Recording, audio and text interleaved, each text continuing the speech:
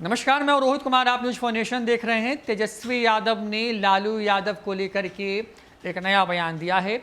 इस बयान में उन्होंने अपने पिता लालू यादव के उस नारे का जिक्र किया है जिसमें लालू यादव कहते नजर आते हैं कि उठो बिहारी करो तैयारी। दरअसल लालू यादव ने ये शब्द तेजस्वी के लिए लिखे गढ़े हैं, जिसमें वो तेजस्वी यादव को बतौर बिहार का मुख्यमंत्री बनता हुआ देखना चाहते हैं। लालू यादव फिलहाल रांची के रिम्स अस्पताल में इलाज करवा रहे हैं। वो वहां के हुटवार जेल में चारा घोटाले से जुड़े हुए मामले की सजा काट रहे हैं। ऐसे में ट्विटर के सहारे उन्होंने तेजस्वी को लेकर के सियासी माहौल बनाने की पूरी कोशिश की है और लोगों से अपील की है कि उठो बिहारी और तेजस्वी के लिए करो तैयारी की नई सरकार बिहार में। कल आदरणीय लालू जी ने ट्वीट कहा है, ट्वीट करके ये कहा है कि जागो बिहारी करो तैयारी, जागो बिहारी करो तैयारी। इस सरकार से जिन पे लाठियां बरसाने का काम किया, जिनके सरकार में पलायन करने पे मजबूर रहे, जो मजदूर लोगों का इन्होंने अपमानित करने का काम किया, पैरों में छाले देने का काम किया, किसानों का शोषण किया, नौजवानों को बेरोजगार रखा, उससे सरकार के खिलाफ सब लोग जो है हटाना चाहती है। और बिहार जागेगा और ये सरकार भागेगा। 18 महीने की जो सरकार हमारी रही, 2015 से जो 18 महीने की सरकार रही, और अब जो सरकार है, लॉ एंड ऑर्डर के आंकड़ों में ही बात कर लें, एनसीआरबी के आंकड़ों में, तो वो 18 महीने बेहतर सरकार है। हमारे अगर काम को देखा जाए तो हम पहले मंत्री होंगे उस कैबिनेट के जिसने अपने बजट का पूरा पैसा जो है खर्च किया, बल्कि अतिरिक्त पैसा भी लेकर के खर्च किया।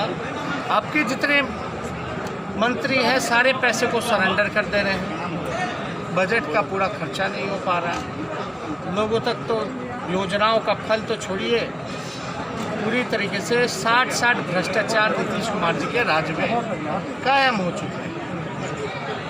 भ्रष्टाचार हो, बालिका गृह, मुजफ्फरपुर कांड हो, बच्चियों पे अपराध हो। आप बताइए, बिहार में 4 घंटे पे एक बलात्कार होता है, 5 घंटे पे एक हत्या होती है।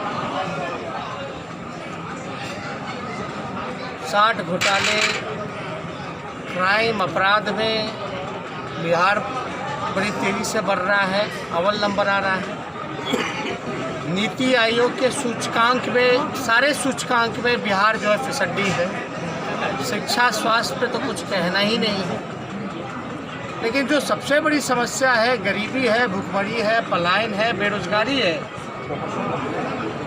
देश में सबसे ज़्यादा अगर बेरोजगारी है तो वो बिहार है, जिसका दर जो है 46.6%। 4.5 लाख नौकरियां रिक्त पड़ी हुई हैं पुलिस डिपार्टमेंट में, शिक्षा में, स्वास्थ्य, इसको बढ़ा क्यों नहीं है? पलायन 50% जो है देश भर में, अगर सबसे ज़्यादा अगर कहीं पलायन होता है तो वो बिहार है। यानी हर दूसरा परिवार या तो शिक्षा, या तो रोजगार, या तो चिकित्सा के चक्कर में बिहार का पैसा अरबों खरबों रुपया बाहर जा रहा है। तो ये सारी बिंदुओं हैं।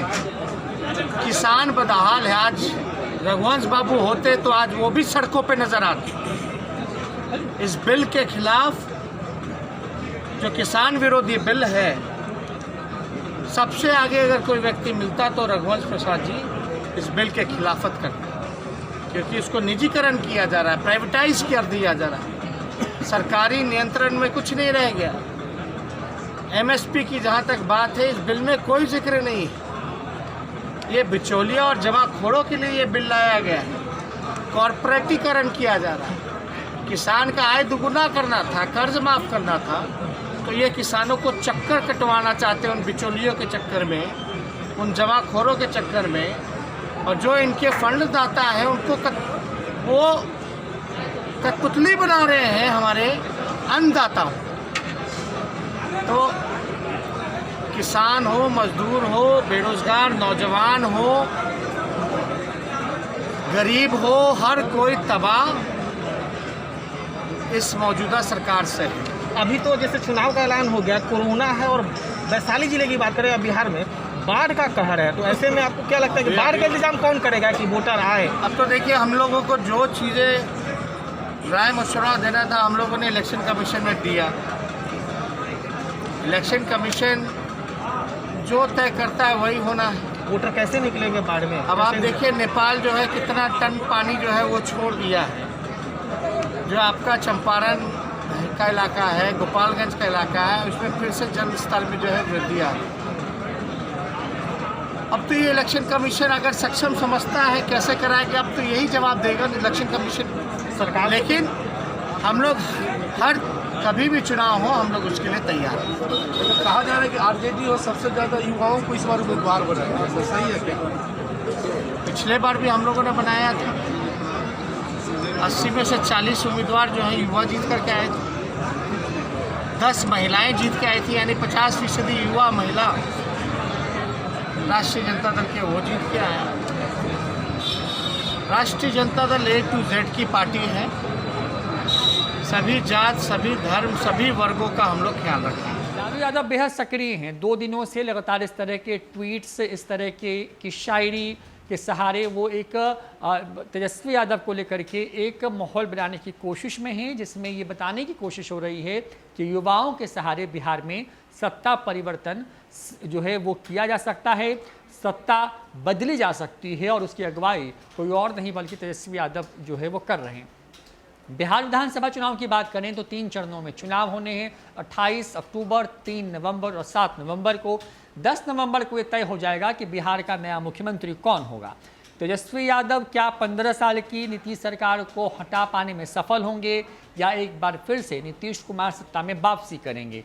इन तमाम तरह के सियासी दावपेच के बीच में लालू यादव के शब्द और उस पर तेजस्वी यादव ने जिस तरीके से अपने शब्दों में जिस तरीके से वो कहने की कोशिश की है, वो ये बताता है कि वो बिहार में लालू यादव ने जो शब्द कहे हैं बदलाव को लेकर के, हर एक बिहारी से जिस तरीके की अपील की है, उस अपील को आगे बढ़ाते हुए नजर आ रहे हैं। तो जाहिर तौर पर तेजस्वी यादव को लेकर के एक तरफ पार्टी के स्तर पर तमाम तरह की तैयारियां, स्लोगन, नारे, कार्यक्रम गढ़े जा रहे हैं, तय किए जा रहे हैं, तो दूसरी तरफ लालू यादव भी बेहद सक्रिय हैं और तेजस्वी यादव के लिए जहां हैं वहीं से शायरी और कविता के माध्यम से अपनी बात बिहार के लोगों को कन्वे कर रहे हैं।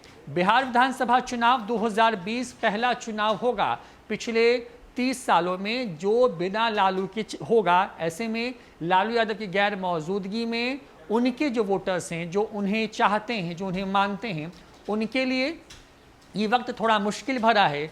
लेकिन लालू यादव इसी तरह के ट्वीट्स के सहारे, अपने संदेश के माध्यम से उन लोगों से संवाद स्थापित करने की कोशिश कर रहे हैं। तो तेजस्वी यादव भी अपने पिता के कहे गए शब्दों को जनता के बीच में पहुंचाने की पूरी कोशिश में लगे हैं। फिलहाल इतना ही। देखते रहिए न्यूज़4 नेशन। नमस्कार।